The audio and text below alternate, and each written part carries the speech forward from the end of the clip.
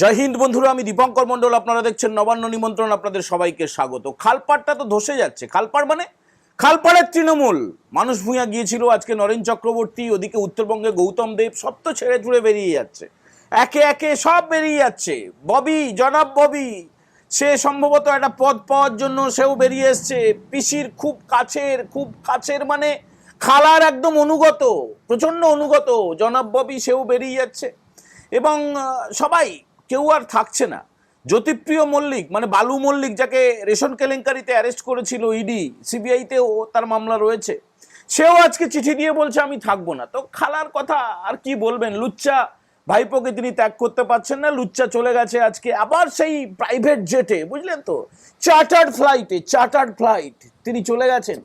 সে গিয়ে সেখানে লোকসভার স্পিকারের সঙ্গে দেখা করেছে, দেখা করে বলেছে যে আমার লোকজন যে বেরিয়ে যাচ্ছে সেটা ঠিক না, সেটা সব আমাদের লোক, মানে সব ভুলভাল, মাথা ফাতা সব গেছে। কিন্তু আজকে আমাদের এই আলোচনাটা মূলত হবে যে কয়েকজন পুলিশ কর্তা তারা গ্রেপ্তার হতে চলেছে, একদম বড় উঁচু র্যাঙ্কের পুলিশ কর্তা তারা গ্রেপ্তার হতে চলেছে। ইতিমধ্যে মনোরঞ্জন মণ্ডল বলে একজন ওসি, মানে প্রাক্তন না ওসি, সে ছিল বুদবুদ থানায়, সে ছিল বারাবণী থানায়, কয়লা কেলেঙ্কারিতে তাকে ইডি অ্যারেস্ট করেছে। তাকে বেশ কিছুদিন ধরে তাকে নজর রাখা হচ্ছিল, ডাকা হচ্ছিল, সে আসছিল না। তারপরে সে এসেছিল আজকে সিজিও কমপ্লেক্সে এবং সেখান থেকে তুলে নিয়েছে। আরও বেশ কয়েকজন পুলিশ কর্তা, আইপিএস অফিসার তারা অ্যারেস্ট হবে। কিন্তু তার আগে আরেকটা অত্যন্ত দরকারি কথা, গুরুত্বপূর্ণ কথা আপনাদেরকে জেনে রাখতে হবে, আমাদেরকে আলোচনা করতেই হবে। সেটা হচ্ছে দুধিয়া সেতু। মানে যারা দার্জিলিংয়ে গেছেন, মিরিকে গেছেন, কার্শিয়াংয়ে গেছেন, পাহাড়ে বেড়াতে গেছেন, তারা এই দুধিয়া সেতুর ওপর দিয়ে কোনো না কোনো দিন গেছেন, ছবি তুলেছেন। গত বছর অক্টোবরে যখন এই দুধিয়া সেতু প্রাকৃতিক দুর্যোগে ভেঙে পড়ে, তখন এই যে খালপাড়ের নেত্রী বেগম, সে ধেই ধেই করে নেচেছিল রেড রোডে, মনে আছে আপনাদের? যখন প্রাকৃতিক দুর্যোগ হচ্ছে, একের পর এক মানুষের প্রাণহানি হচ্ছে, পাহাড়ে কান্নার রোল, তখন রেড রোডে জেহাদিদের রানী খালা মমতা সে নাচছে ধেই ধেই করে। সেই সব নাচের দৃশ্যগুলো এখনো ইন্টারনেটে খুঁজলে আপনারা পেয়ে যাবেন। তারপরে সে যেটা করলো, 54 কোটি টাকা দিচ্ছি, 15 দিনের মধ্যে একটা সেতু বানিয়ে দাও। হয় কখনো? হয়? এত তাড়াহুড়ো করলে কোনো কাজ, ঠিকঠাক কাজ, ভালো কাজ করা যায়? একইভাবে বিবেকানন্দ উড়ালপুল বলে একটা গিরিশ পার্ক, পোস্তার ওপর দিয়ে হাওড়া ব্রিজের গোড়া পর্যন্ত, রবীন্দ্র সেতুর গোড়া পর্যন্ত একটা ফ্লাইওভার তৈরি হওয়ার কথা ছিল, হয়েও গিয়েছিল। কিন্তু কালকেই করো, পরশু করো, মানে একদম 24 ঘন্টা বেঁধে দিচ্ছি। সেখানে সিমেন্টে এমন জালিয়াতি করা হয়েছিল, সেখানে এমন বেশি কাটমানির ব্যাপার ছিল, তো হঠাৎ করে হুড়মুড় করে ভেঙে পড়েছিল সেই সেতুটা। তৈরি করতে খরচ, আবার সেই গোটা সেতুটা ভেঙে ফেলতেও খরচ করতে হয়েছিল রাজ্য সরকারকে। এবং রাজ্য সরকারের বাবার তো আর টাকা না, টাকাটা আমার আপনার বাবার টাকা, মানে আমাদের পকেট থেকে টাকা নিয়ে যে কোষাগারটা তৈরি হয়, সেখান থেকে নিয়ে এই খালা মমতা সেই সেতুটাকে তৈরিও করেছিল এবং ভেঙেও ফেলেছিল। এই যে গত বছর অক্টোবরে, 2025-এর অক্টোবরে দুধিয়া সেতুটা ভেঙে পড়লো, তারপরে খালা মমতায় ধেই ধেই করে নাচার পরে সে চলে গেল দার্জিলিংয়ে। সেখানে গিয়ে একটু ছবি টবি তুললো, খিচমেরি ফটো টোটো হলো। তারপরে বললো 15 দিনের মধ্যে একটা অস্থায়ী সেতু তৈরি করো, আমি 54 কোটি টাকা দিচ্ছি। তাই যেন তার বাবার টাকা। তো দিল, সেতুটা তৈরি হলো। তারপরে মাত্র কমাস বলুন তো, 7 মাস 8 মাসও হয়নি, সেই সেতুটা আবার ভেঙে গেল। মানে কি করাপশন, কি দুর্নীতি। আজকে নবান্নে মুখ্যমন্ত্রী শুভেন্দু অধিকারী তিনি অনেক কিছু কথা বলেছেন, জানিয়েছেন আমাদেরকে। তার মধ্যে এটাও অত্যন্ত উল্লেখযোগ্য যে এই যে সেতুটা ভেঙে গেল, সেটা তৈরি কিভাবে হয়েছিল, কত টাকা খরচ হয়েছিল, কারা তৈরি করেছিল, কেন ভেঙে গেল, এর পিছনে কোনো রহস্য আছে কিনা, সেটা নিয়ে তদন্ত হবে। এর পাশাপাশি কয়েকদিন আগে বাগনানে একজন বিজেপি কর্মীকে এই লুঙ্গি পার্টিরা খুন করেছিল, তার নাম প্রশান্ত দে। 18 তারিখে এফআইআর করেছিলেন প্রশান্তবাবুর স্ত্রী সোমা দে।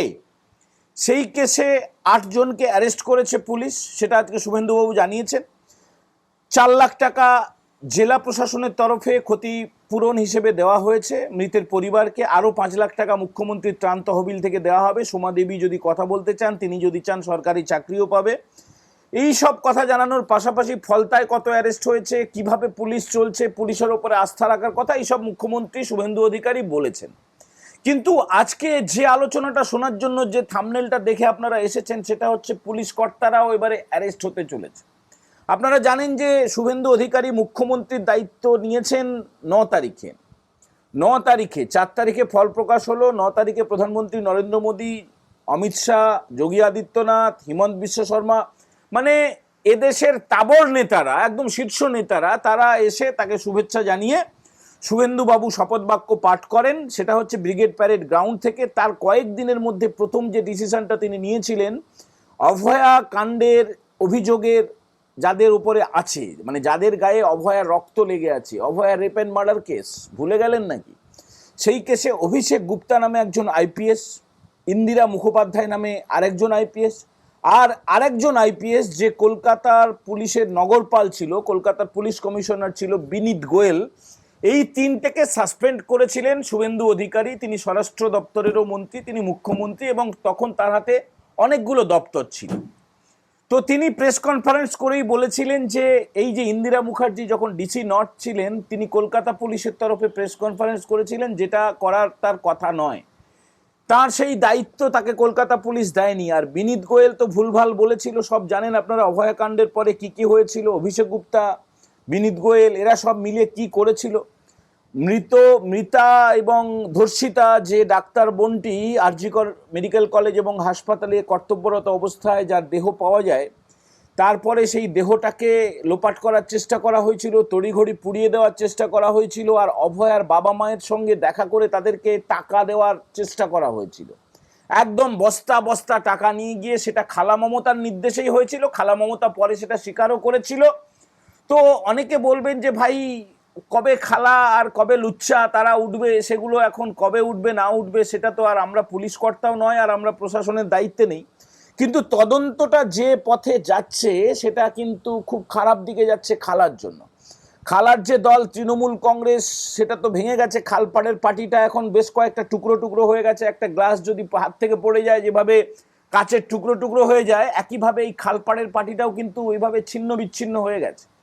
আপনারা গতকালকে শুনেছিলেন, আমরা জানিয়েছিলাম যে একটা ব্যাংক অ্যাকাউন্টে অরূপ বিশ্বাস যখন ট্রেজারার ছিল, এখন তো আবার অন্য কেউ ট্রেজারার, সেও নাকি আবার বেরিয়ে যাবে শোনা যাচ্ছে। শুভাশিস চক্রবর্তী, অরূপ বিশ্বাস চিঠি দিয়েছিল যে লেনদেন বন্ধ রাখো। আজকে তো আবার যারা খালপাড় থেকে বেরিয়ে এসে আর একটা অন্য পাড়ে উঠেছে, সেই বিধায়কদের একটা দল আবার চিঠি দিয়েছে যে আরও বেশ কয়েকটা অ্যাকাউন্ট চিহ্নিত করা হয়েছে এই খালপাড়ের তৃণমূলের, যেখানে কোটি কোটি টাকা, হাজার হাজার কোটি টাকা রয়েছে, সেগুলোকেও বন্ধ করা হোক, সব সিজ হয়ে যাবে। রাস্তায় বসে ভিক্ষে চাওয়া ছাড়া আর কোনো উপায় নেই।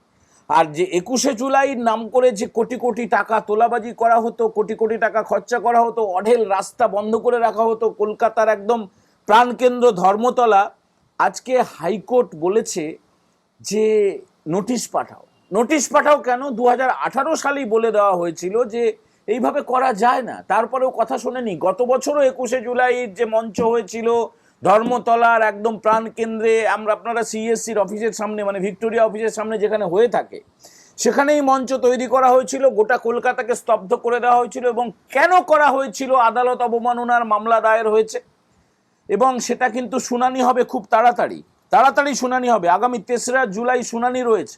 সব দিক থেকে খালপাড়ের দলটা কিন্তু খুব সমস্যায় রয়েছে, বুঝলেন তো? খালপাড়ের দলটা খুব সমস্যায় রয়েছে এই কারণে বলছি যে মনোরঞ্জন মণ্ডল যে অ্যারেস্ট হয়ে গেছে ইডির হাতে, যে বারাবণী এবং বুদবুদের ওসি ছিল, সে কোটি কোটি টাকা তুলতো এবং সেটা ক্যামাক সিটিই পৌঁছে দিত। লুচ্চা ভাইপোর অত্যন্ত অনুগত, মানে খালপাড়ের তৃণমূল এইসব কাটমানি থেকে, কয়লা কেলেঙ্কারি থেকে, বালি কেলেঙ্কারি থেকে অনেক রকম পাচার টাচার হতো, সেগুলো আর নতুন করে সবই জানেন আপনারা, নতুন করে বলার কিছু নেই।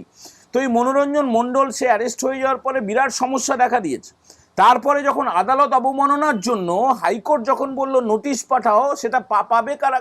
পাবে ওই খালপাড়ের যে দুজন বেঁচে রয়েছে খালপাড়ের, মানে চোরকু নয়, চোরকু আছে তাদের সঙ্গে, চোরকু তো চাকর, চোরকুদের যে মালিক খালা মমতা আর লুচ্চা ভাইপো, এই দুজনের কাছে নোটিশ যাবে এবং তাদেরকে আদালত অবমাননার মামলাটা, সেই ঘানিটা আবার নতুন একটা সংযোজন।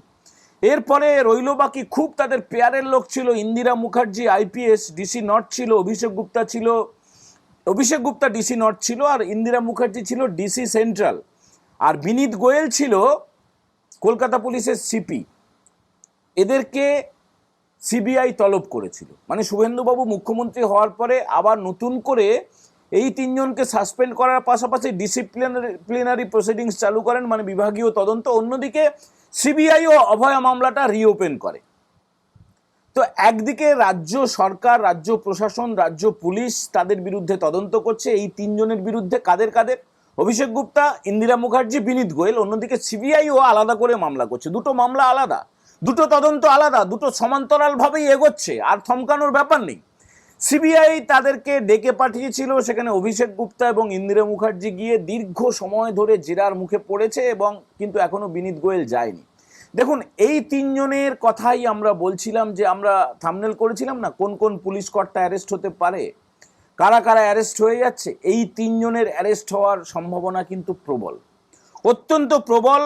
এবং দেখুন, এই যে প্রশান্ত দে নামে যে লোকটাকে মার্ডার করে দিয়েছে, বিজেপির কর্মী ছিল, এই তদন্তটাও চলে যাচ্ছে সিআইডির হাতে। আজকে রাজ্যের মুখ্যমন্ত্রী শুভেন্দু অধিকারী তিনি বলেছেন যে এই তদন্তটাও সিআইডি করবে, এবং এর পাশাপাশি এই যে অক্টোবরে যে সেতুটা তৈরি হলো, দুধিয়া সেতু, সেটারও কিন্তু একটা তদন্তের দিকে এগোচ্ছে। কেন এগোবে না? কেন এগোবে না? পাবলিকের টাকা নিয়ে, কোটি কোটি টাকা নিয়ে নয়-ছয় করা হয়েছে। আগের যে খালা মমতার সরকারটা ছিল, লুচ্চা ভাইপোর সরকারটা ছিল, সেই সরকারটা নিয়ে যে নয়-ছয়গুলো করেছে, একটুখানি গুছিয়ে নিতে দিন। এটা হলো না কেন, ওটা হলো না কেন, এইসব নিয়ে মাথা না ঘামিয়ে যা হচ্ছে সেটাকেই আপাতত আমরা সাদরে সেটাকে আমরা গ্রহণ করতে পারি, এবং অবশ্যই ধন্যবাদ জানাতে পারি। আমাদের আজকের এই এপিসোড, আমাদের আজকের এই বক্তব্য আপনারা কি চোখে দেখছেন, সেটাকে কি সমর্থন করছেন নাকি করছেন না? এই ধরনের পুলিশ কর্তাদের অ্যারেস্ট হওয়া উচিত কি উচিত নয়, সেটা অবশ্যই আপনারা কমেন্ট করে জানাবেন। আর যারা প্রথমবার দেখছেন, এই নবান্ন নিমন্ত্রণ চ্যানেলটা সাবস্ক্রাইব করে বেল বাটনে প্রেস করতে ভুলবেন না। সবাই ভালো থাকবেন। এখনকার মতো এই এপিসোড আমরা এখানে ইতি করছি। জয় হিন্দ, বন্দে মাতারাম।